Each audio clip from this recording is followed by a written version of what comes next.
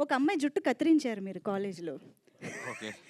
స్కూల్‌లో. ఆ! స్కూల్‌లో. ఆ! తర్వాత నేను అలాంటివి కత్తిరించలేదమ్మా. ఆ! అది నేనేంటంటే టీచర్ చూస్తుంది. నోట్లో చూయింగ్ గమ్ ఉంది.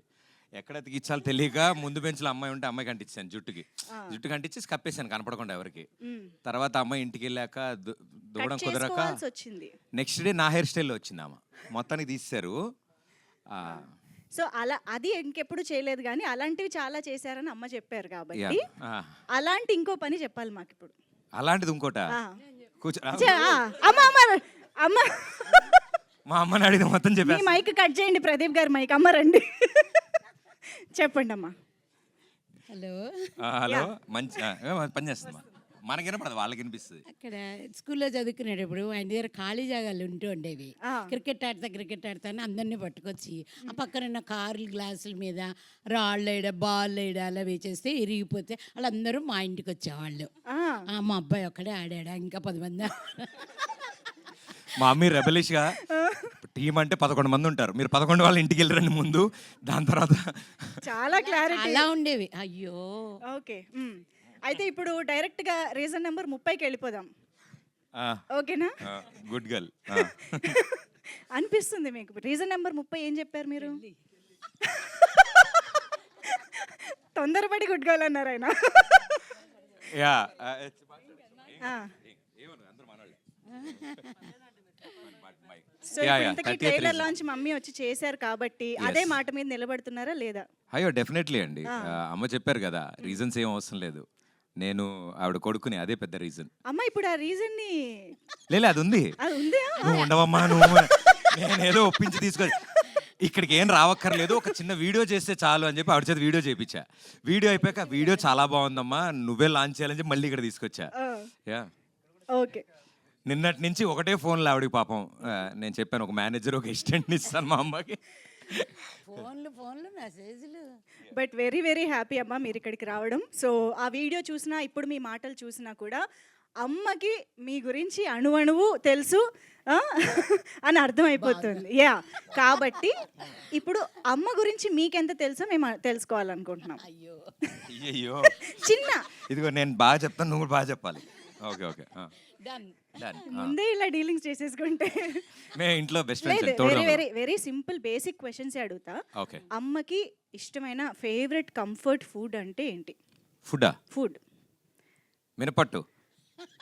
అమ్మ ఏం చెప్పినా ఓకే కరెక్టే అని చెప్పకూడదు. మీరు నిజమైతే లేదు మినపట్టు. కొన్ని కాదన్నా.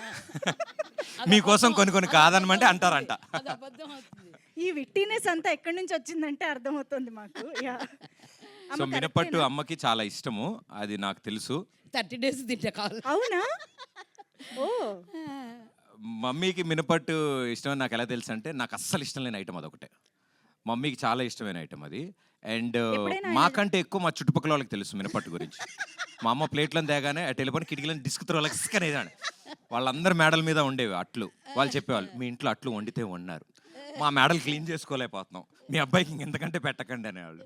Okay okay. సో మా కాలనీ అంతా తినేవాళ్ళు మా మినపట్లు. ఓకే. Yeah. ఎప్పుడైనా మీరు వేసి పెట్టారా? అమ్మకా ఆ. ఒకసారి వేసాను ఇంకెప్పుడు చేయొద్దన్నారు. ఓ. ఆవిడ ఫేవరెట్ ఐటమ్. స్టవ్ కలర్ అయిపోయింది అది.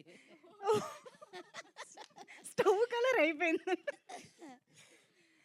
ఓకే. ఆ. అమ్మ ఫేవరెట్ హీరో ఎవరు? ఫేవరెట్ హీరో మీ పేరే చెప్పుకుంటారు.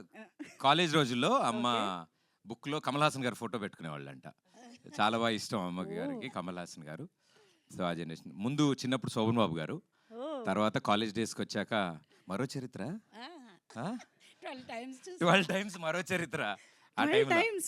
యా సో అది ఇప్పటికీ ఆ టాపిక్స్ మాట్లాడతారు కాబట్టి నాకు అది గుర్తుంది. ఫేవరెట్ హీరోస్ అయితే వీళ్ళు గుర్తు. ఇప్పుడు కరెంట్ జనరేషన్స్లో నాకు తెలిసి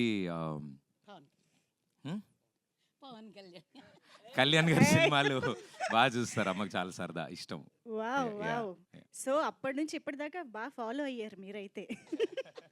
ఓకే. అయితే ఇప్పుడు ఆ, మీరు ఇంత వండర్ఫుల్ అండ్ బ్యూటిఫుల్ జర్నీ చేశారు. మా అందరికీ తెలుసు. We have witnessed your successful journey. అలాగా అమ్మ మీ గురించి చాలా గర్వపడిన సందర్భం ఏదైనా? One particular proudest moment of your mom. అంటే నాకు అంతగా తెలియదు. She'll be happy all the time. అంటే నన్ను స్క్రీన్ మీద చూసిన అంటే ఆవిడకి అందరూ చప్పట్లు కొడితే లేసి షిల్ ఫీల్ వెరీ హ్యాపీ. అదే ఎప్పుడు ఏడిపిస్తూ ఉంటాను, పుత్రుడు జన్మించినప్పుడు కాదు సుమతి పుత్రోత్సాహం అని ఏడిపిస్తూ ఉంటా. But I think she's always happy. లాగా అనుకుంటూ ఉంటారు కదండి.